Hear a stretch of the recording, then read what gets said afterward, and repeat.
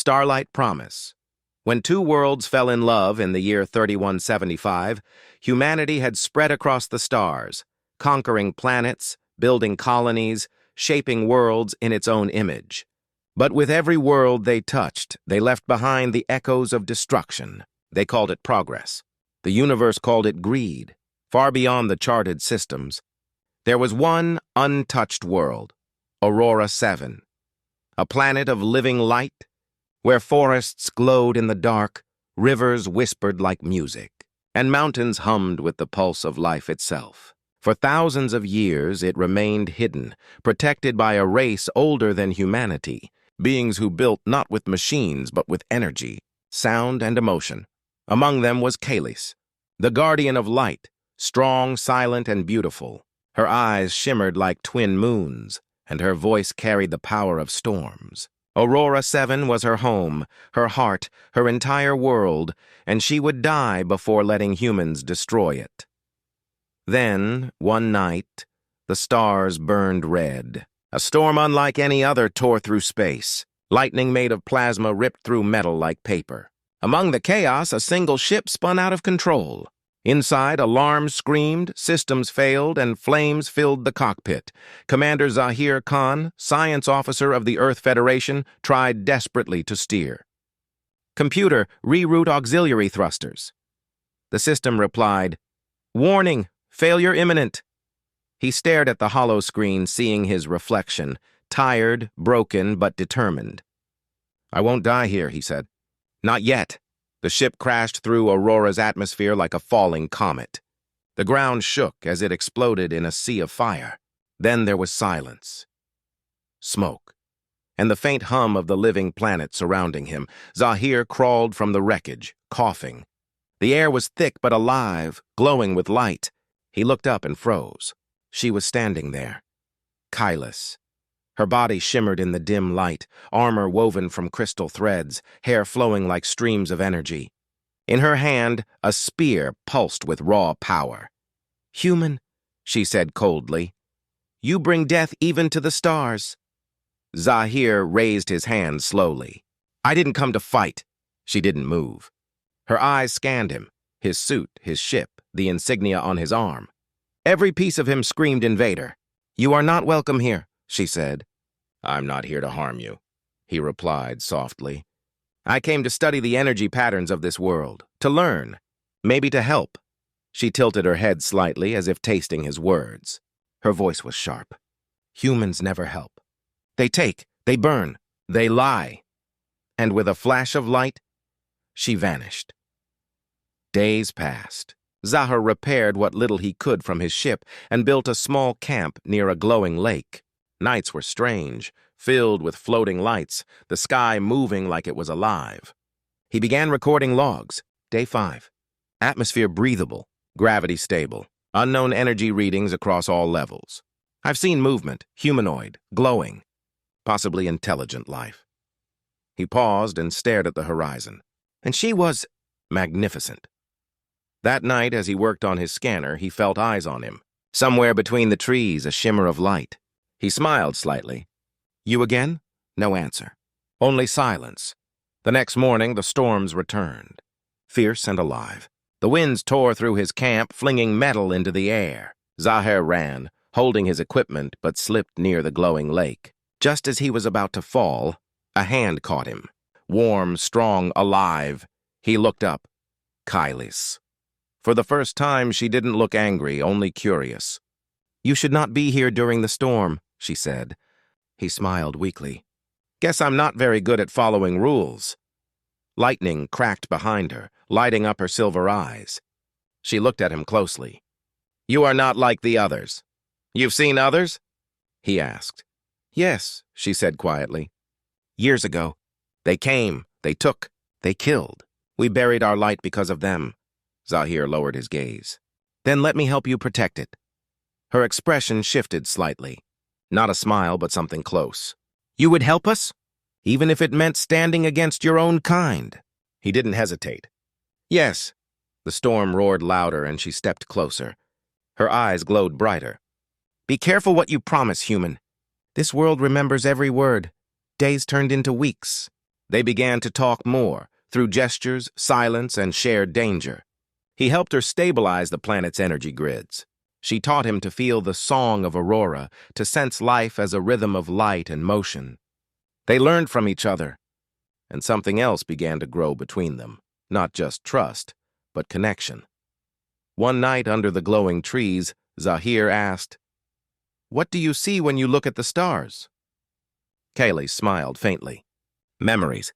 Every star is a story we once told." He looked at her for a long time. "And what story will they tell about us?" She turned to him slowly. "That a human once came to steal our light, and found his own instead." Weeks later, the sky changed. It began with a thin silver line at the edge of the atmosphere, then the rumble of distant engines, then shadows blotting out the sun. The human fleet had returned, bigger and hungrier than before. Zahir's wrist comm crackled to life for the first time since the crash. "Commander Zahir Khan, respond. This is Admiral Rourke of the Earth Federation. Transmit planetary scans and your coordinates for immediate extraction." He stared at the sky, then at Kailis. She was calm, but her eyes darkened. "Your people." He pressed the comm to his lips. "Admiral, I'm alive. But you can't extract Aurora's core. It's a living planet." "It will die." Rourke's reply came fast. "We're past sentiment, Commander. Earth needs power. Your job is to secure the site and stand by." The channel cut. Above, the first carrier opened like a steel flower, revealing mining drills the size of cathedrals. Kailis stepped closer. "If your fleet drills into the heart, the storms will grow. They will tear our world apart, and they will tear you apart with it." Zahir nodded slowly. "Then we stop them." They moved quickly. He mapped the fleet's descent paths. She charted the planet's fault lines of living light, the ley veins that fed the core. Together they found a convergence point, a crystalline canyon whose luminous walls carried energy like arteries. If they could amplify Aurora's song there, they could create a shield, an echoing resonance, strong enough to scramble the fleet's drilling frequencies. They ran through the glowing forest, beneath bridges of light, over rivers that sang louder as the fleet drew near. At the canyon, the ground trembled like a heartbeat in pain. Kailis placed both palms on the crystal wall. Lines of brightness raced outward, waking the ancient network. "Teach me," Zahir said softly. "Close your eyes," she whispered. "Don't listen with your ears. Listen with your bones," he obeyed. The world became vibration. A low, patient, endless note. Aurora's bass tone. Above it, thinner threads, a chorus of trees, water, wind. He let his breathing match the rhythm. When he opened his eyes, his hands were glowing faintly, the suit's sensors overloaded but aligned. "Now," Kailis said, and they sang. It wasn't a human song or hers alone. It was a bridge. He hummed the earth-schooled steadiness of machines. She bent it into curves of light. The canyon amplified them both. The air thickened. The crystals began to vibrate. Above them, the first drill pierced cloud, then juddered, coughed, and died. A second drill faltered. A third veered off course and burned out. The fleet fired jamming pulses. The resonance buckled. Kailis staggered, and Zahir caught her. "We can't hold forever," he said. "Then we won't," she breathed. "We will move." They sprinted to the canyon's spine, climbing a lattice of shining rock. Drones descended like a steel rain. Zahir pulled a tool from his belt, rewired it mid-run, and flung it skyward, an improvised EMP that burst like a cold star. The drones dropped lifeless into the river and were carried away, sparking. They reached a ridge. The planet roared beneath them. Kailis looked at Zahir, wind in her hair, light pooling in her eyes. "You promised," she said. "I remember," he answered. He opened a secure channel and broadcast to the fleet. "Rourke, stand down. The core is sentient. You're about to trigger a catastrophic cascade." "Then we take it quickly," Rourke replied. "You had your chance, Commander." "You're relieved of duty." "Surrender for extraction." Zahir smiled sadly. "No," the Admiral's voice cooled. "Understood." Gunships broke formation and swept toward the canyon.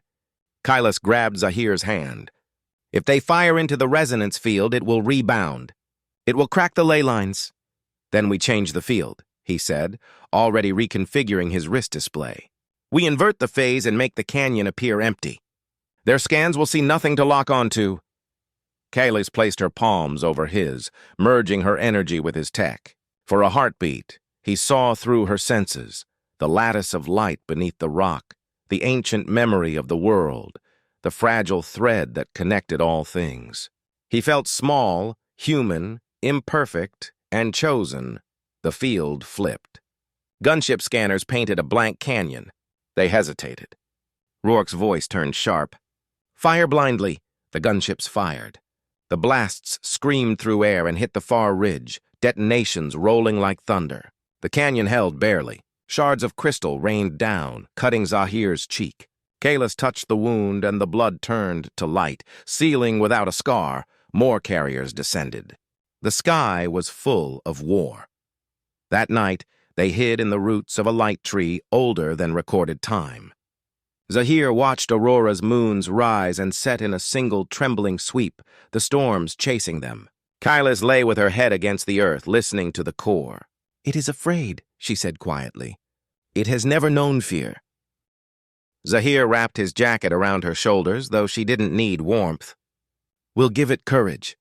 She looked at him, a softness in her gaze he had not seen before. Why do you do this? She asked. Humans fight for humans.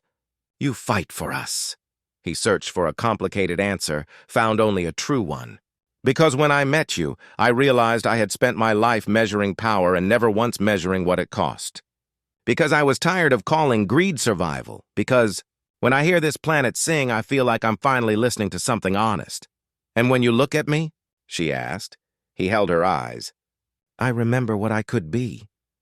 She leaned closer until the world blurred, until light and breath were one. Their foreheads touched. The tree above them brightened, its leaves chiming softly, as if the planet itself had exhaled.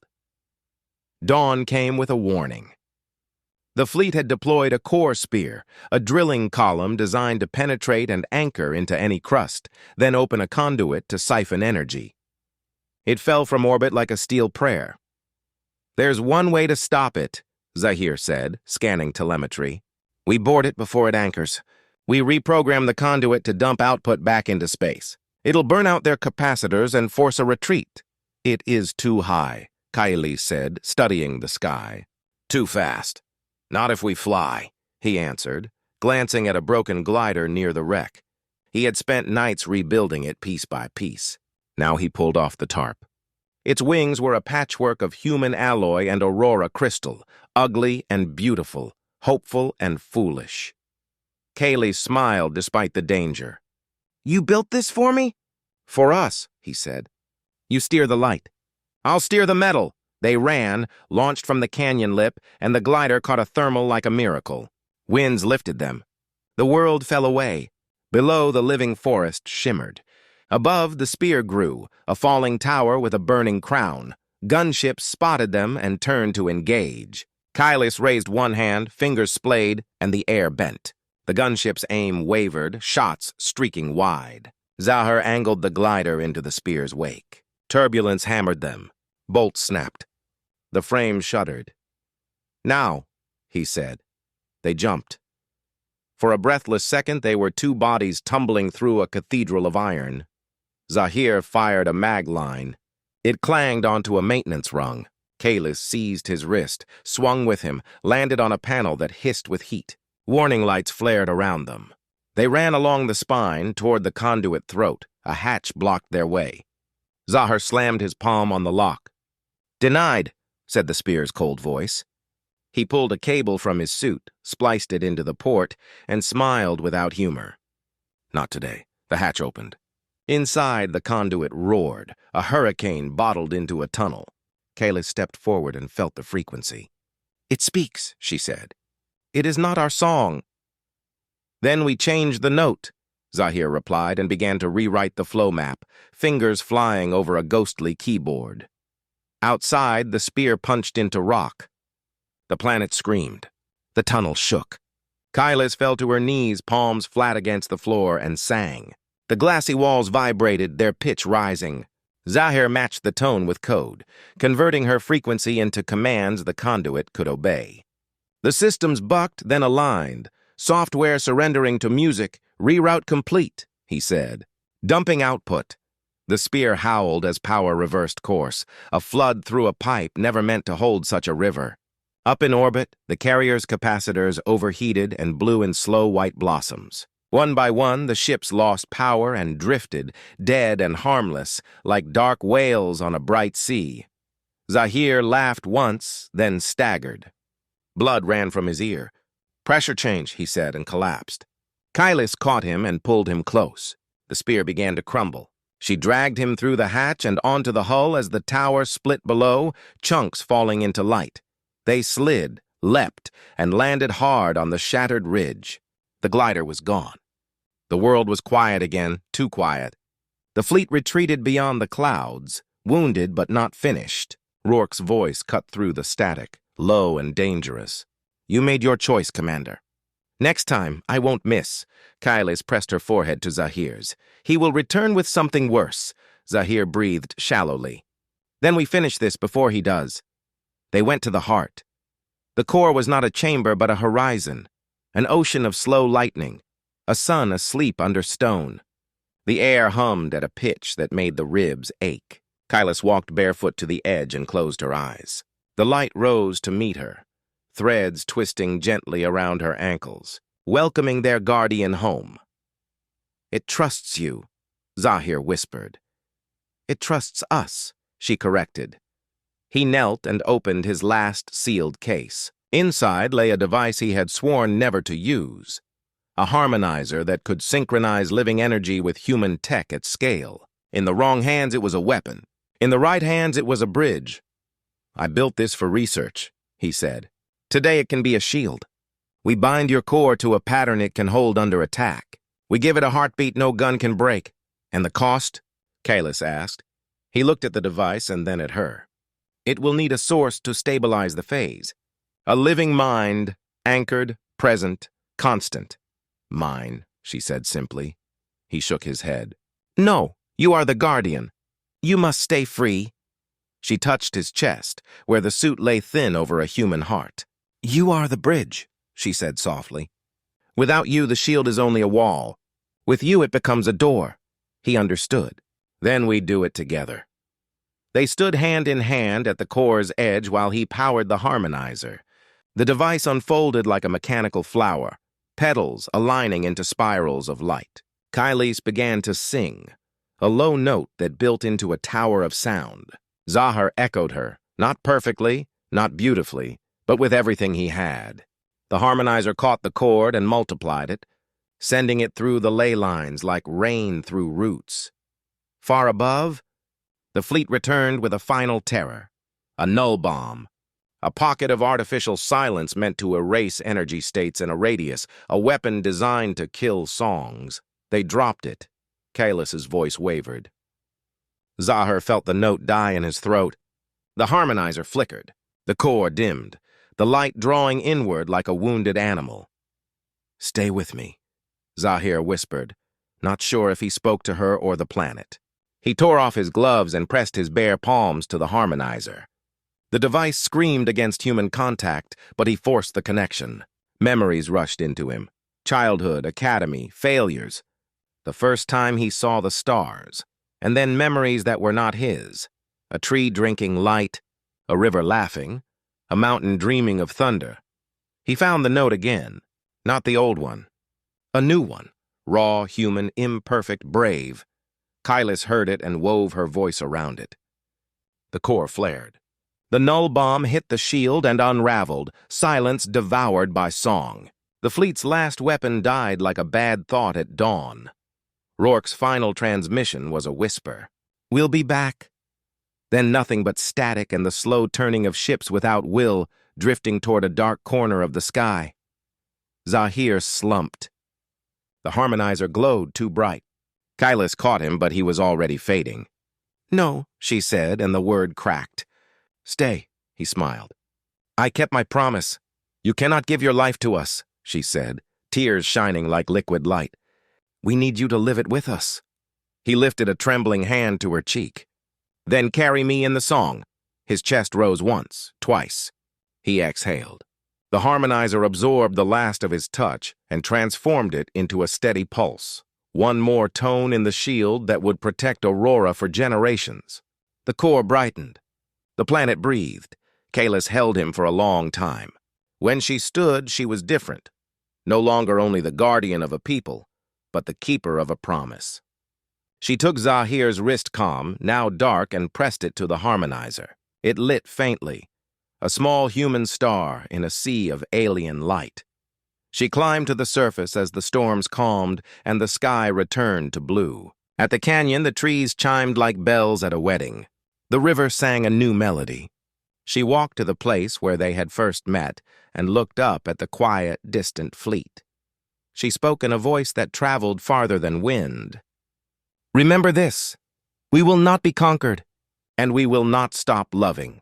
That night, she built a beacon on the ridge from crystal and alloy, human and alien side by side. She recorded a message and sent it into the dark between stars, on a frequency humans would be unable to ignore. This is Kailis of Aurora. To the Earth Federation, to any who can hear, you came to take our light and found it in yourselves. One of yours chose to protect what he could have stolen. His name was Zahir Khan. He is the measure by which we will judge you. Come in peace and you will be welcomed. Come in hunger and you will leave empty. Our world is alive, so are we. Love knows no planet, no species, no limit, the beacon pulsed. Across the galaxy, receivers blinked awake. Somewhere on Earth, a child stood at a window and felt a warmth she could not name. Somewhere on a mining moon, a technician turned off his drill and listened to a song that made his hands shake. Somewhere in a dark office, an admiral closed his eyes and remembered the first time he saw the sea. At dawn, the people of Aurora gathered in a circle of light. Kailis stepped into the center and placed Zahir's comm on a pedestal of crystal.